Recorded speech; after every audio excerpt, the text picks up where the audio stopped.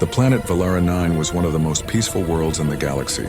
Its people, called the Valarans, were known for their gentle hearts and love of art and music. They lived among floating gardens, shining crystal towers and cities that glowed softly at night like the surface of a calm ocean.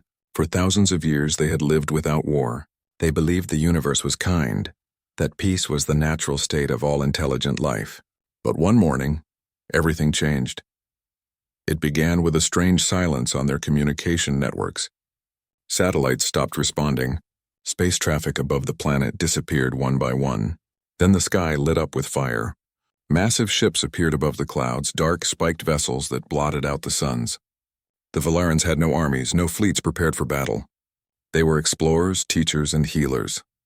The people ran to shelters, not knowing that the shelters would not protect them. The invaders called themselves the Sith Coalition, a warlike species that conquered planets for resources and labor. They did not speak to the Valarans. They simply attacked. Within hours, whole cities burned. The Valaran Council tried to reach out to their allies in nearby star systems, but no one answered. The Sith had already cut their communications lines. Every network, every space station was destroyed or taken over. Panic spread across the planet. Families fled into the forests and mountains hoping to hide. But the Sith sent hunting drones which swept through the wilderness like flocks of metal predators.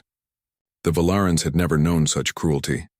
In their last moments of calm, before everything was lost, one scientist named Lyra Ven tried something desperate. She worked at an old research station once used to study distant planets. There was a long-range communication device that could send messages far beyond their region of space. It was not meant for military use, it was for deep space exploration, but it was the only thing left that worked. Lyra, with tears in her eyes, recorded a message. She didn't know who would hear it. She only hoped someone would. Her voice shook as she spoke into the transmitter. "This is Valara 9. We are under attack by the Sith Coalition. Our cities are burning. Our people are dying. Please, if anyone can hear this, help us." She paused, her hands trembling, then added something she had almost forgotten, to the people of Earth. "We have heard of you. You are Deathworlders. They say you are dangerous, that you are unpredictable, but they also say you protect your own. Please, protect us." Then she sent the message into the stars. For a while, nothing happened. The transmitter's light blinked weakly, then went dark.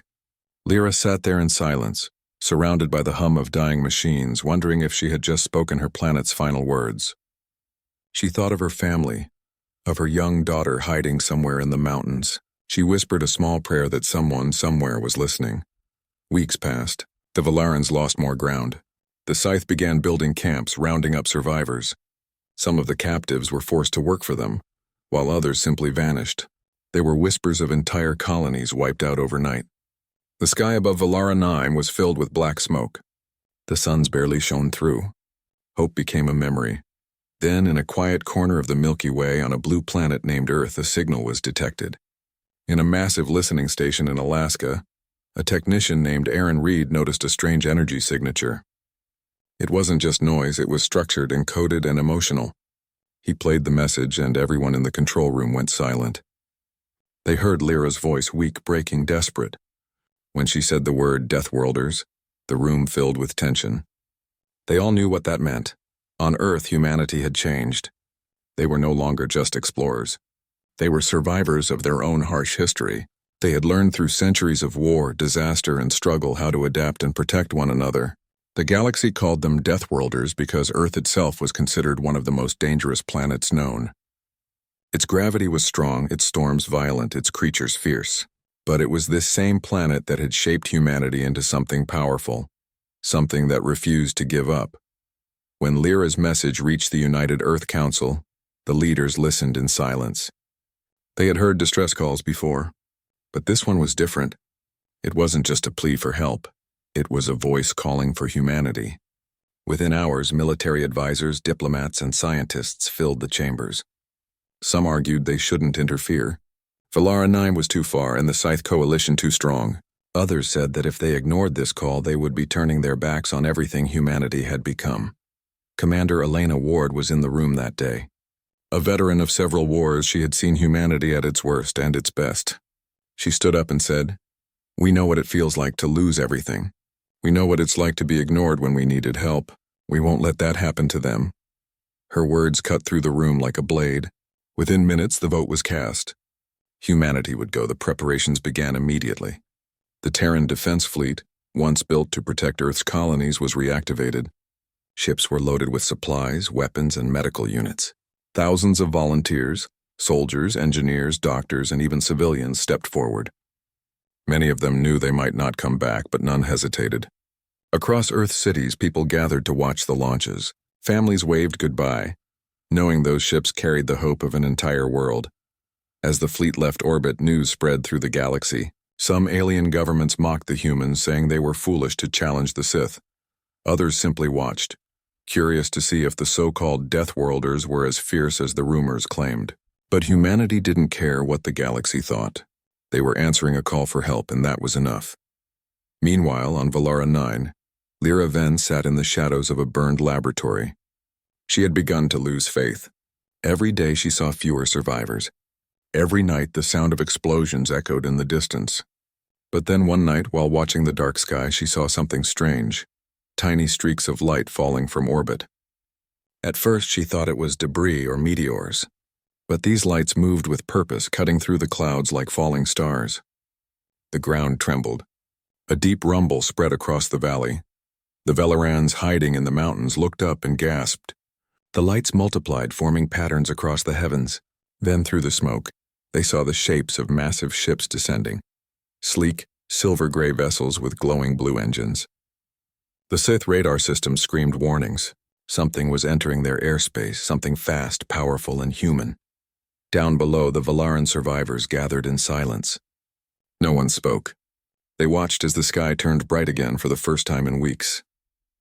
Hope, a feeling they had forgotten, returned in trembling breaths. Lyra fell to her knees, unable to believe what she was seeing. Against all odds, her message had been heard. Humanity had come. Far above the planet, Commander Ward stood on the bridge of the flagship Resolute. Her eyes fixed on the world below, she said quietly, "We heard you, Valara. Let's bring them home." Then she gave the order to deploy. As the first Terran dropships broke through the atmosphere, flames lit the clouds. For the Valarans, it was as if the stars themselves had come to their rescue. The Deathworlders had arrived, not as conquerors, not as angels, but as the answer to a desperate cry carried through the cold silence of space. And though the battle had not yet begun, in that moment, every Valaran who looked to the sky knew something had changed. They were no longer alone. Humanity had heard their call, and the universe would soon learn what it truly meant when the Deathworlders came. The people of Valara 9 were hiding in the ruins of their once beautiful cities when the ground began to shake. For days they had lived in fear, hiding from the Scythe soldiers who searched every street. Smoke covered the sky and the air smelled of burning metal. The Valarans whispered to each other that the end had come. But then one night the darkness above their planet changed. The clouds began to glow with strange lights, long, thin streaks of fire cutting across the sky. At first everyone thought it was another Sith attack. Children screamed and families ran to the underground tunnels, covering their ears as thunder rolled through the air. But these lights did not destroy. They moved with precision, slicing through the atmosphere like arrows. The Sith looked up too, confused and alarmed. Their scanners showed dozens of ships entering the planet's orbit, but the energy signatures didn't match anything in their databases.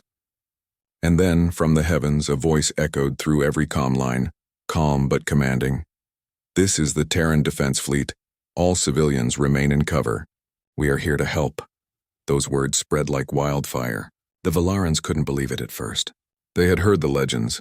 The Deathworlders, the humans from a planet so dangerous that everything on it fought to survive.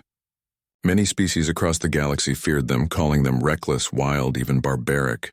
Yet now those same humans were descending upon Valara 9 to save them.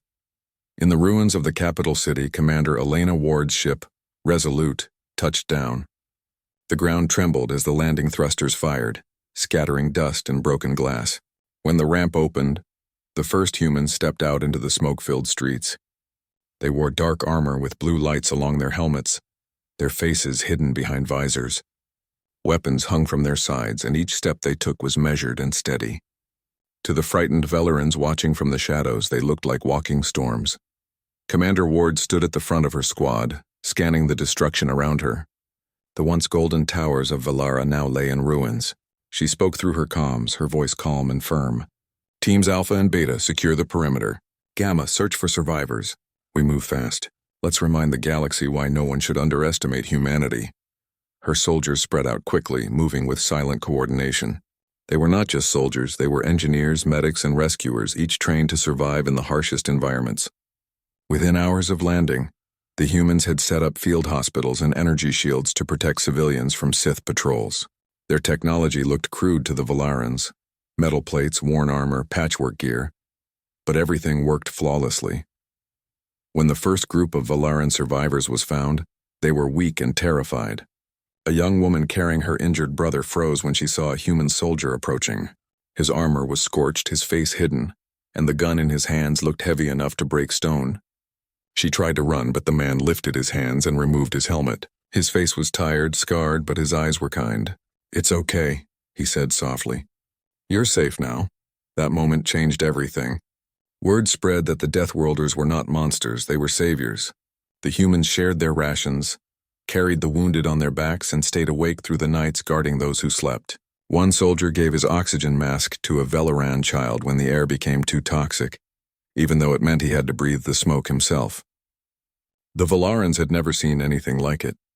The Sith, however, did not take long to respond. Their command ships detected the human fleet's arrival and immediately prepared for battle. Across the sky, dark ships formed up, their red engines glowing like embers. They fired the first shots, unleashing plasma storms that turned the sky green. Human pilots dove straight into the attack. Their ships were smaller but faster, weaving between enemy fire with impossible precision. The humans didn't back down, they charged. From the ground, the Valarans watched in awe. The air filled with streaks of light and explosions that looked like fireworks. Commander Ward's voice echoed through the fleet's comms. "No one touches those civilians. Hold the line." Her flagship, Resolute, fired volley after volley, cutting through the Scythe ranks.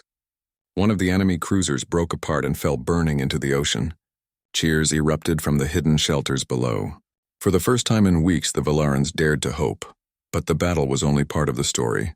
On the ground, human soldiers worked tirelessly, moving through destroyed neighborhoods and tunnels.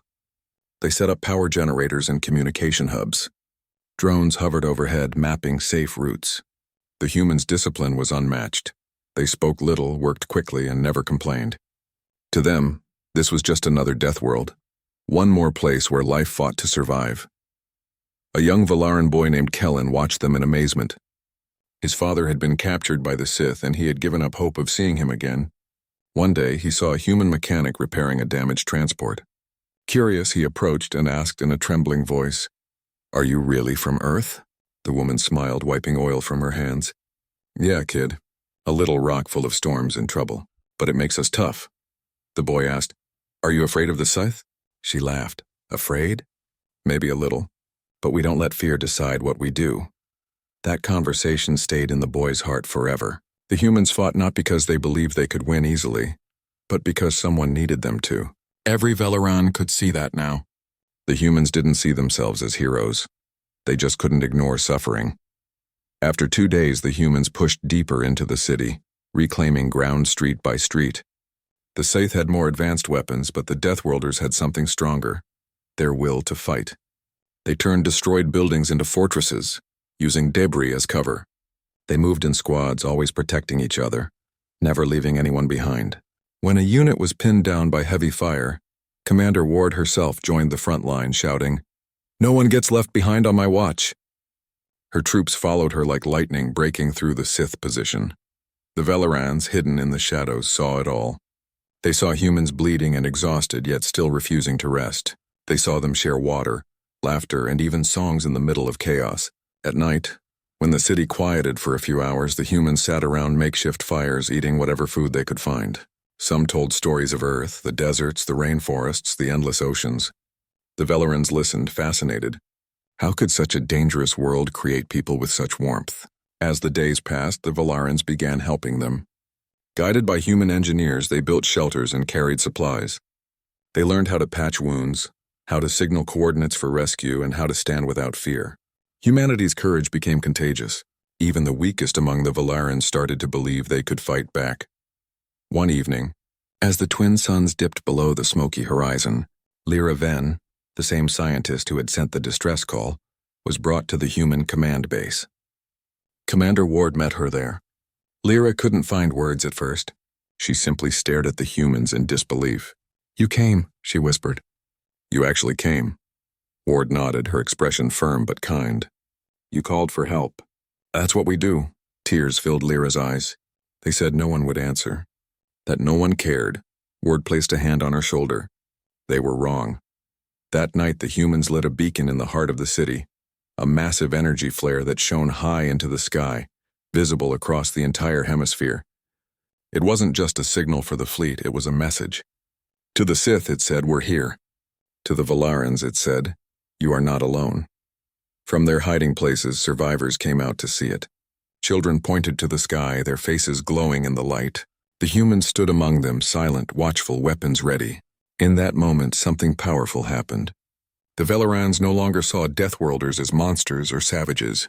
They saw them as protectors, beings born from a harsh world who had turned their strength into compassion. The humans had arrived on a dying planet and brought hope back to life. And though the war was far from over, everyone on Valara 9 now believed one thing with all their hearts. The Deathworlders would not leave until their world was free. The sky above Valara 9 turned red with fire as the Scythe returned. Their massive warships descended from orbit, filling the heavens with thunder. Every sensor on the planet screamed with warnings. The ground shook, buildings crumbled, and the air grew thick with heat and dust. The Valarans huddled in their shelters, praying silently, but this time they were not alone. Humanity was waiting. The Deathworlders had prepared. Commander Elena Ward stood on a high ridge overlooking the ruins of the Valaran capital. Her armor was scorched, her helmet dented, but her eyes were sharp and steady. Around her, human soldiers moved like clockwork, setting up heavy cannons, shield generators, and drone turrets. The sound of engines and metal clanging filled the air. They all knew the Sith would strike hard this time. They were furious that humans had dared to interfere. Ward tapped her communicator. "All units, this is Commander Ward, enemy fleet inbound. Hold your positions. Remember, we fight for them now. Not for glory, not for power, just for life." Her voice echoed through the comm channels, calm but strong. Across the battlefield, her troops nodded silently. They were outnumbered, outgunned, and far from home. But that didn't matter. They were humans, Deathworlders. And humans didn't run from storms. They faced them. The first wave hit just after dawn. Dozens of scythe gunships pierced the clouds, dropping troops into the city. Their soldiers were tall, armored in jagged black suits with glowing red visors and weapons that fired beams of plasma. They moved like machines, precise and deadly. But the humans were ready. From behind shattered walls and burned-out vehicles, they opened fire. Bullets and energy rounds filled the air, echoing like thunder across the ruins. The Valarans watched from their hiding places as the humans fought. They moved with terrifying coordination, small squads covering each other, advancing through the smoke. Every explosion shook the ground, but the humans never flinched. When one fell, another dragged them back to safety. When the scythe pushed forward, the humans pushed harder. It wasn't just a battle, it was a storm made of flesh and steel. A young Valaran girl named Tira peeked from a broken building, watching a group of humans holding a street corner. She saw one of them, his armor cracked, his face streaked with blood, stand in the open to draw fire while his teammates rescued trapped civilians. She didn't understand why anyone would risk their life for strangers. Later, that same soldier was carried past her, wounded but smiling. "Told you," he whispered to his medic. "We don't lose easy." High above, in orbit, the battle was even worse. The Terran defense fleet faced the full force of the Sith Armada. Human ships were smaller, but they moved like predators, darting between enemy vessels, firing in bursts, then vanishing behind asteroids and debris. The Sith relied on brute power, but the humans relied on creativity and madness. They did things no one else would dare, like flying damaged ships straight into enemy cruisers or using wreckage as shields. Admiral Torres, commanding from the carrier Vigilant, shouted across the fleet channel, "Focus fire on their flagships. Don't give them time to regroup." His crews obeyed without hesitation. The humans had a saying, "If you can't outgun them, outthink them." And that's exactly what they did. They tricked the scythe ships into firing at each other. using false signals and hacked communications. Within hours, 3 enemy cruisers were in flames, but victory came at a cost. One of the Terran destroyers, Atlas, took a direct hit. Its engines exploded, sending it spinning toward the planet. The crew didn't eject. Instead, the captain locked the ship's trajectory straight at the largest Scythe dreadnought. "For Valara!" he shouted before impact. The explosion lit up the sky like a new sun. From the ground, everyone saw it. Even the Valarans gasped as the burning wreck tore through the clouds, destroying the enemy ship completely. It was madness. It was sacrifice. It was human. On the surface, the fight raged on. The Sith were relentless, flooding the city with drones and mechs.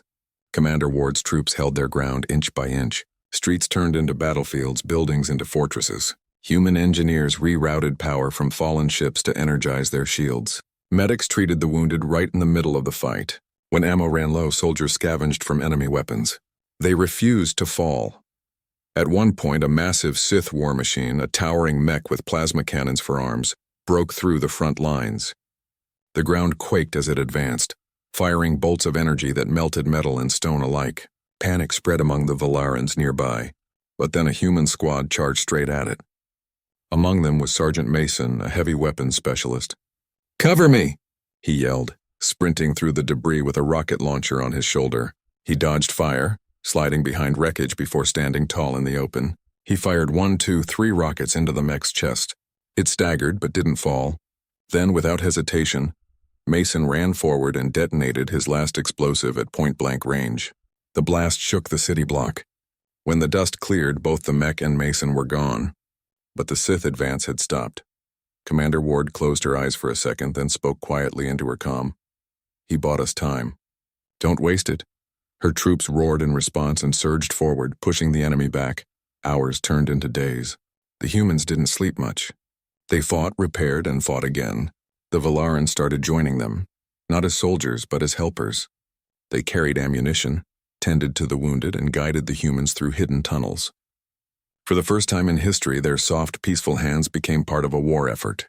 Humanity had inspired them to be brave. In one of the underground shelters, a young Velaran doctor named Rin treated a wounded human pilot.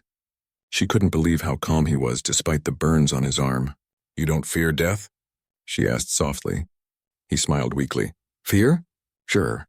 But we fight so others don't have to."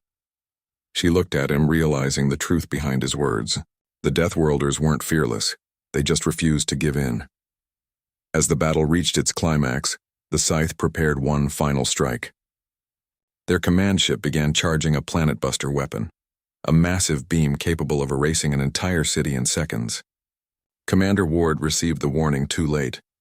The energy readings spiked. "All units fall back," she shouted, but there was no time. In orbit, Admiral Torres saw the charging weapon and made a decision. He ordered every remaining ship to target the Scythe command vessel. Even damaged, even burning, they obeyed. Dozens of Terran ships dove straight into the line of fire. The space above Valara 9 erupted in light. The Sith weapon exploded prematurely, tearing their command ship apart. The shockwave rippled across the sky. On the ground, the humans and Valarans watched as pieces of metal rained down like fiery comets. The Sith forces faltered, leaderless and disorganized. Commander Ward didn't waste the moment. "All units, advance!" "Push them out!" the humans charged. Every soldier, every tank, every drone moved as one. The battle cries of humanity echoed through the ruins. The Scythe, who had once believed they were unstoppable, began to retreat. Some tried to flee to their ships, but the human fleet above blocked their escape. One by one, the enemy transports were destroyed. The war that had begun as a massacre ended with the invaders running for their lives. When the last Sith gunship fell burning into the mountains, silence spread over the battlefield. Smoke curled into the sky. The humans stood among the ruins covered in dirt, blood, and ash. They had won. Valara 9 was free. Commander Ward walked slowly through the wreckage, her boots crunching over shattered glass. Around her, soldiers tended to the wounded and helped civilians out of hiding. She stopped beside a fallen human flag, picked it up and planted it firmly into the ground. "For Earth," she whispered. "For Valara." The Valarans came out of their shelters, blinking in the light. Many were crying. They looked at the humans not with fear, but with deep respect. Lyra Venn, the scientist whose message had started it all, approached Ward with trembling hands. "You did it," she said softly. Ward shook her head. "No, we did." High above, the smoke began to clear, revealing the twin suns shining again. For the first time in many weeks, light touched the planet's surface without being dimmed by war. The Valarans lifted their faces toward the warmth, feeling the weight of survival. The humans had not come for conquest. They had come because someone called for help, and they had answered. Their ships were damaged, their numbers fewer, but their spirits burned brighter than ever. Across the galaxy, stories would soon spread of what happened on Valara 9, of how the Deathworlders came to a dying world and turned despair into hope. And though the cost was heavy, everyone who stood there that day knew one thing for certain. When the Deathworlders fought, they didn't just defend, they changed the meaning of courage forever. When the last Sith ship exploded in the sky above Valara 9, the noise faded slowly until there was only silence. The battle that had shaken the heavens was finally over. The air was thick with smoke, and the smell of fire hung everywhere. Across the ruins of the city, fires still burned, and the ground was covered with shattered glass and metal.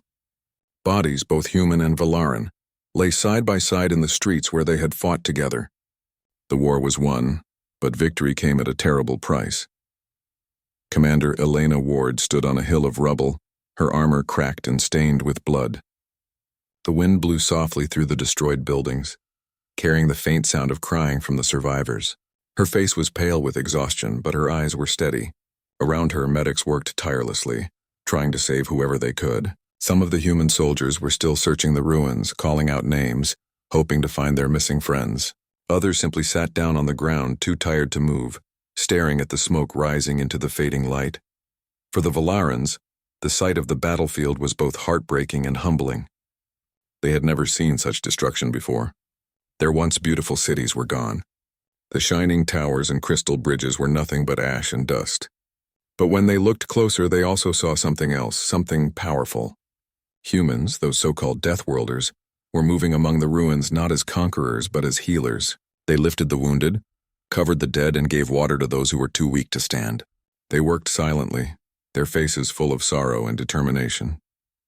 In one broken street, Commander Ward walked past a collapsed building.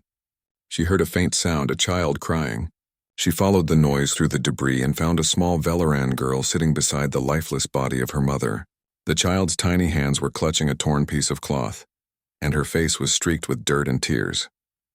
Ward knelt beside her, slowly removing her helmet. Her face was bruised, her hair tangled, but her voice was soft when she spoke. "Hey, little one," she said gently. "You're safe now. We've got you." The child looked up at her, frightened, then reached out and touched Ward's hand. The human commander picked her up carefully, cradling her like she was made of glass. Around them, soldiers stopped for a moment and watched. That simple act, a Deathworlder comforting an alien child, spoke louder than any speech could. Someone captured the moment on a camera. Later, that image would spread across the galaxy, a symbol of what humanity truly was beneath its fierce reputation. Days passed. The Sith were gone, their ships either destroyed or retreating into deep space. The humans stayed behind. They didn't celebrate, they didn't hold parades, they rebuilt. Every morning before the suns rose, they began their work. Engineers repaired power stations and communication towers. Medical teams treated Valaran and human wounded together. The streets filled not with soldiers but with builders. The sound of gunfire was replaced by the rhythm of hammers and generators. Commander Ward rarely slept.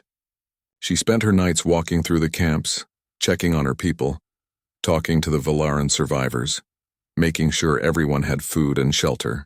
To her, victory didn't mean winning the battle.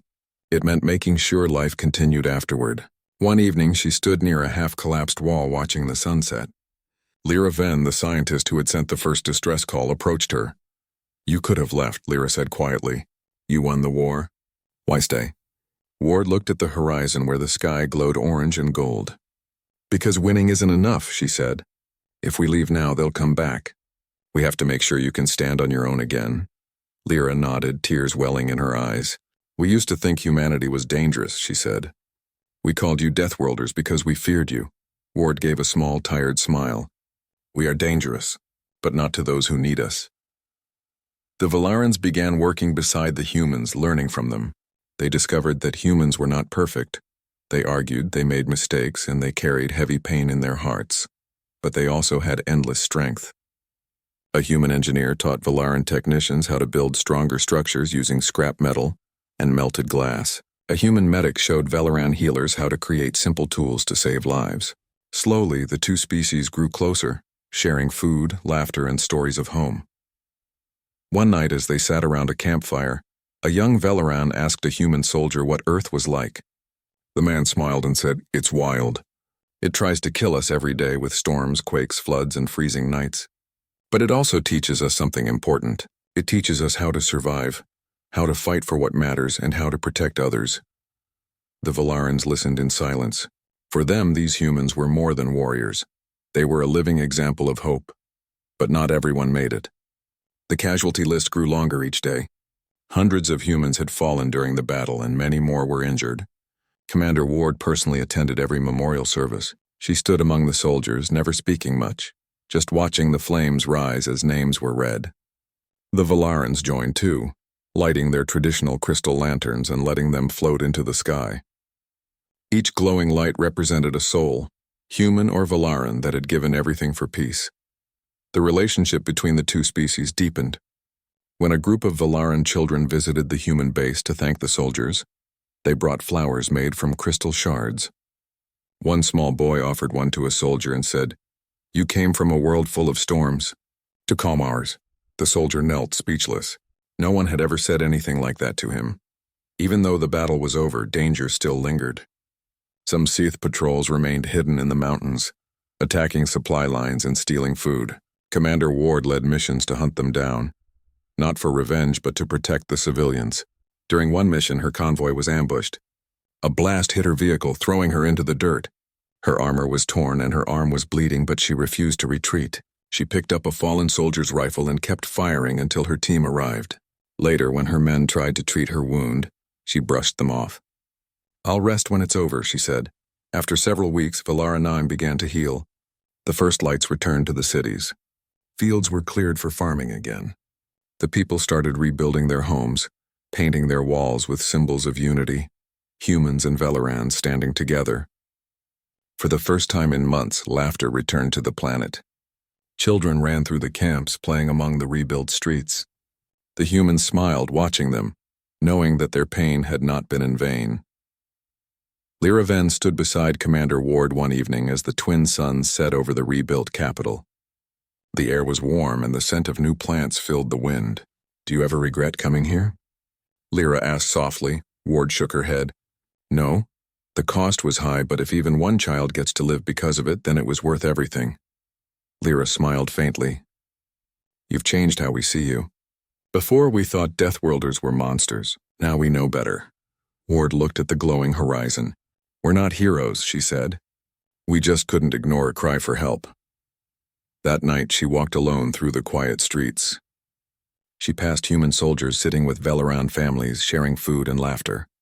She saw a group of children playing near the edge of the camp, chasing each other through the dust. And then she looked up at the stars, the same stars that had carried Lyra's desperate message across space. Somewhere out there, other worlds still fought, still suffered, and Ward wondered if humanity would be strong enough to answer those calls too. The next morning, the Terran fleet prepared to leave. Their ships were repaired, their wounded cared for, and their mission complete. The Velarans gathered in the capital square to say goodbye. Commander Ward stood at the front of the human column, her armor polished but still bearing the scars of battle. Lyra approached her with the same child Ward had rescued weeks earlier.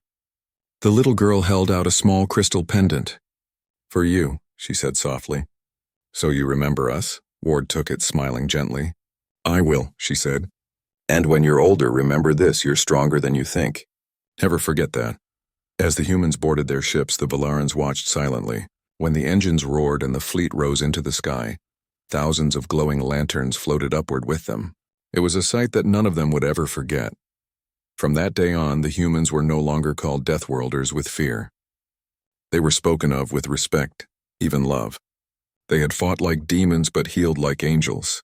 They had lost many, but they had saved more. The scars they left on Velaran 9 were not marks of destruction. They were reminders of courage. sacrifice, and unity. And as Commander Ward's ship broke through the clouds, she looked down one last time at the planet below. "We didn't save them," she whispered quietly to herself. "We just stood with them." But in the hearts of the Valarans, the humans had done far more than that. They had brought light back to a dying world and proved that even in the darkest corners of the galaxy, hope could still find a way to shine. Months had passed since the Deathworlders left Valara 9, but their memories still lived in every corner of the planet. The once ruined cities now stood tall again, glowing under the light of the twin suns. The sound of hammers and engines had faded, replaced by laughter, music, and the voices of children who finally played without fear. For the Valarans, every sunrise was a reminder that they were alive because someone had answered their call when all hope was gone.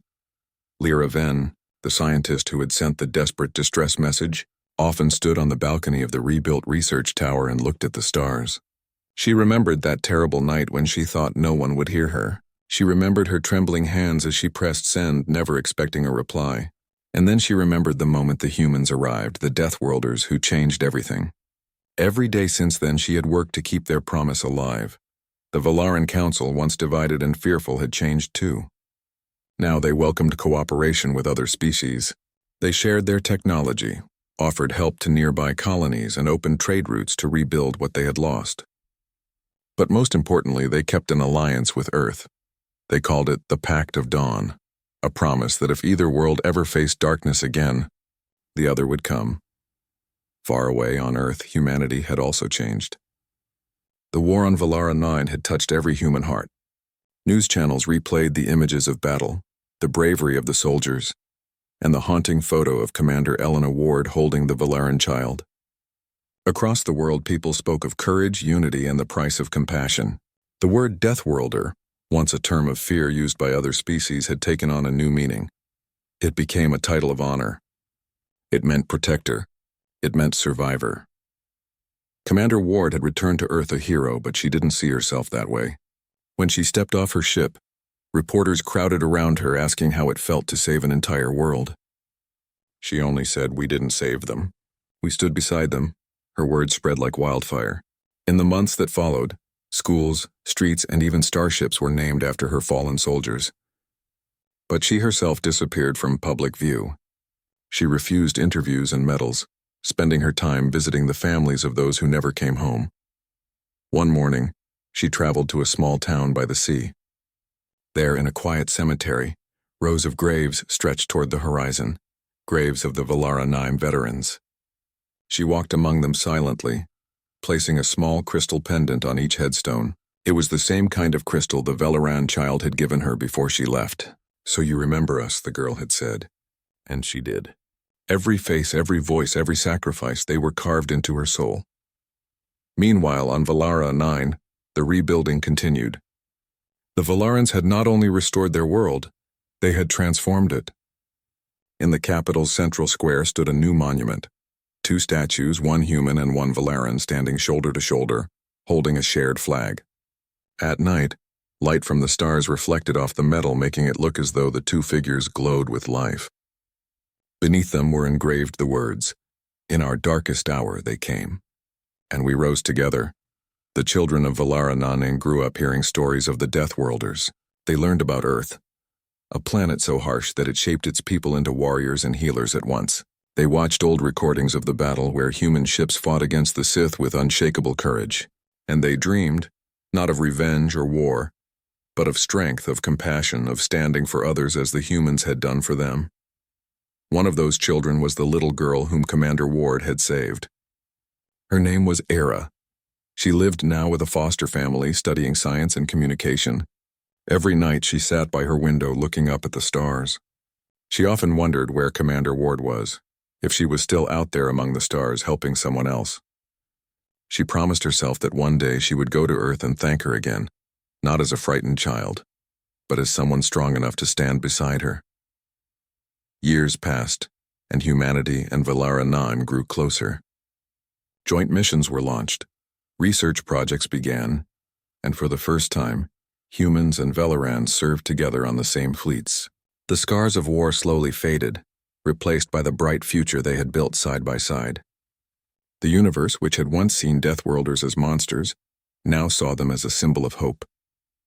When a new distress call came from a faraway world under attack, it wasn't just Earth that answered, it was the combined fleet of humans and Villarans. Commander Ward, now older, was invited to oversee the joint operation. She stood once again on a command bridge looking at the endless stars. It felt familiar. The tension before the mission, the weight of responsibility, but this time she wasn't alone. Beside her stood a young Villaran officer with silver-blue skin and bright eyes full of determination. Her name tag read Ira Ven. First mission? Ward asked with a faint smile. Ira nodded nervously. Yes, ma'am, but I'm ready. Ward studied her face for a moment, then recognition softened her expression. You've grown, she said quietly. You were the child from Villara 9, weren't you? Ira smiled shyly. You remembered. I never forget, Ward replied. As the fleet jumped into hyperspace, Ward felt something stir inside her. Pride. Not for herself, but for what they had built. For the unity that had risen from ashes. For the future that was no longer divided by fear. When they arrived at the new world under siege, the sight of the Deathworlders and Velarans fighting together struck terror into their enemies. The coalition fought swiftly and strategically, rescuing thousands of civilians. The message spread across the galaxy again. When the Deathworlders arrive, they bring not destruction, but deliverance. After the battle, Ward and Era stood on the planet's surface, watching the rescued people embrace their families. This is what it's all about, Ward said softly. Not victory, not glory, just giving someone a chance to live another day. Era nodded, her eyes glistening. You taught us that, she said. You taught the whole galaxy that. Years later, after Commander Ward retired, she returned to Villara 9 one last time. The planet had changed completely. New cities reached the clouds, powered by both human and Velaran technology. The skies were filled with trade ships and the streets were alive with music and light. She visited the monument in the capital square, where thousands of names were carved, human and Velaran alike. She traced her fingers over the cold metal and whispered, You'd all be proud of what came after. Nearby, Ira, now an ambassador between the two worlds, approached her. They still tell your stories, she said. Every child here knows your name, Ward chuckled softly. Then tell them the truth, she said. Tell them it wasn't just me. It was everyone. Every soldier, every medic, every person who refused to give up. As the two stood together under the twin suns, the wind carried the faint sound of laughter and singing from the city below. Life had returned. Hope had returned. That night, the people of Villara 9 held a celebration in honor of the humans who had saved them years ago. Lanterns filled the sky, glowing softly like stars. Ward watched them rise, her heart full. Looks just like the night we left, she said quietly. Era nodded. Except this time you're here to see what you created. Ward smiled faintly. No, she said. We created it together. As the last lantern disappeared into the stars, Ward felt a deep peace. The universe was vast and dangerous, full of unknown threats, but she knew now that no one was ever truly alone. Somewhere out there, if someone cried for help, someone would answer. Maybe a human, maybe a Velaran, maybe both, because that was what the Deathworlders had taught the galaxy, that even the fiercest worlds could give birth to compassion. In the years that followed, the story of Villara 9 became legend. Songs were written, monuments built, and countless lives were inspired by the bravery of those who stood together in their hour of need. The Deathworlders were no longer feared. They were remembered as the ones who came when no one else did. And though Commander Ward eventually passed away, her crystal pendant, the gift from the child she saved, was placed in the heart of the monument on Villara 9. It glowed faintly, as if alive, a small light that never went out. Visitors would come from across the galaxy to see it and whisper the same words engraved beneath. In their hour of need, the Deathworlders arrived, and the stars themselves bore witness to their mercy. And somewhere beyond those same stars, in the quiet of eternity, it felt as though humanity was still listening, still waiting for the next call for help, ready once again to rise.